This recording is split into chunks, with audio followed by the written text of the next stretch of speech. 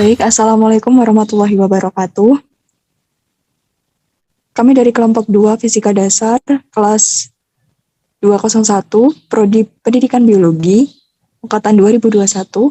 Kami di sini akan menyampaikan hasil rancangan praktikum yang akan dilaksanakan pada minggu kali ini. Silakan untuk Mbak Diah untuk share screen PPT-nya.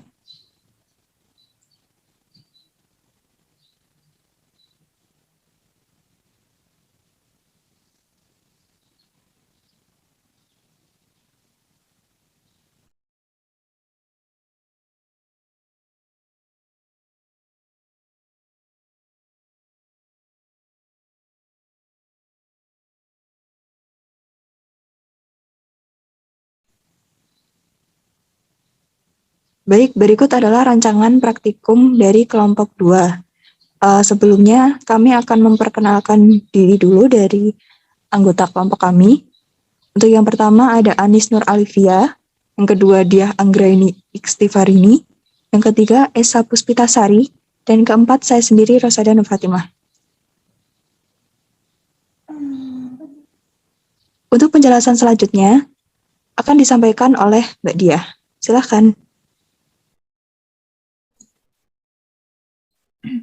Baik, untuk tujuan praktikum yang akan kami lakukan, yang pertama yaitu menentukan gaya apung atau gaya ke atas suatu benda.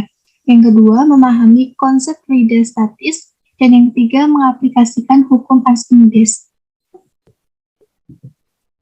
Untuk hipotesis dari praktikum kami yaitu, bila sebuah benda berat yang tenggelam dalam air atau ditimbang dengan menggantungkannya pada sebuah timbangan tegas, maka timbangan menunjukkan nilai yang lebih kecil dibandingkan jika benda ditimbang di udara. Selanjutnya akan dibacakan teman saya. Baik, yang selanjutnya yaitu landasan teori. Hukum Archimedes mengatakan bahwa gaya apung pada benda yang dicelupkan ke dalam fluida adalah sama dengan berat fluida yang dipindahkan oleh benda itu. Fluida yang dipindahkan merujuk kepada volume fluida yang besarnya sama dengan volume bagian benda yang masuk ke dalam cairan. Jika suatu benda dicelupkan ke wadah yang awalnya terisi penuh oleh air yang tumpah dari wadah tersebut merupakan volume yang dipindahkan oleh benda tersebut. Bila sebuah benda berat yang tenggelam dalam air atau ditimbang dengan mengutungkannya pada sebuah timbangan pegas, mereka timbangan menunjukkan nilai yang lebih kecil dibandingkan jika benda ditimbang di udara.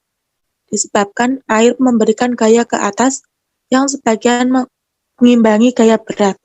Gaya ini bahkan lebih tampak jika kita menenggelamkan sepotong gabus, sehingga terbenam seluruhnya gabus mengalami gaya ke atas dari tekanan air yang lebih besar dari gaya berat, sehingga gabus mengalami gaya ke atas dari tekanan air yang besar dari gaya berat, sehingga gabus muncul ke atas ke arah permukaan, di mana gabus mengapung dengan bagian daripada tenggelam. Gaya yang diberikan oleh fluida pada benda yang tenggelam di dalamnya dinamakan gaya apung. Jika sebuah benda diam terendam seluruhnya di dalam sebuah fluida atau mengapung sedemikian hingga hanya sebagian saja yang terendam, gaya fluida resultan yang bekerja pada benda itu disebut gaya apung.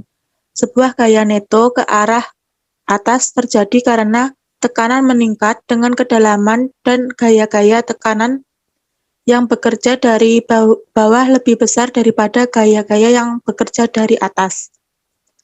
Untuk yang selanjutnya, variabel dari praktikum ini yaitu untuk variabel terkait yaitu benda padat. Untuk variabel kontrol yaitu fluida, untuk variabel bebas yaitu fluida. Baik, yang selanjutnya akan dibacakan oleh Mbak Anis. Baik, untuk alat dan bahan. Alat neraca saus 4 telangan, gelas beker, dan jangka sorong. Untuk barang, untuk bahan, benang nilon, dan benda padat atau bulat dan silinder. Cara kerja, Pada percobaan pertama, pengukuran langsung massa jenis balok. Pertama, diukur panjang lebar, tinggi balok pada titik yang berbeda. 2. Dihitung volume balok dari data pengukuran panjang, lebar, dan tinggi balok. 3. Diukur massa balok menggunakan neraca 4 lengan. 4. Dihitung massa jenis balok menggunakan rumus. 5. Diulangi percobaan sebanyak 5 kali. Untuk percobaan kedua, pengukuran tidak langsung massa jenis balok. Pertama, diukur massa balok menggunakan neraca 4 lengan. 2. Diisi gelas beker dengan air secukupnya. 3. Diletakkan gelas beker yang berisi air pada piringan neraca 4 lengan. 4. Digantung balok menggunakan benang nilon agar tidak berada pada dasar beker. 5. Dicatat massa yang ditunjukkan pada neraca 4 lengan. 6. Diulangi percobaan sebanyak 3 kali. Selanjutnya saya kembalikan ke moderator. Baik, demikian hasil penyampaian rancangan praktikum fisika dasar pada kali ini. Kurang lebihnya kami mohon maaf yang sebesar-besarnya. Wabillahi taufiq wal hidayah. Wassalamualaikum warahmatullahi wabarakatuh.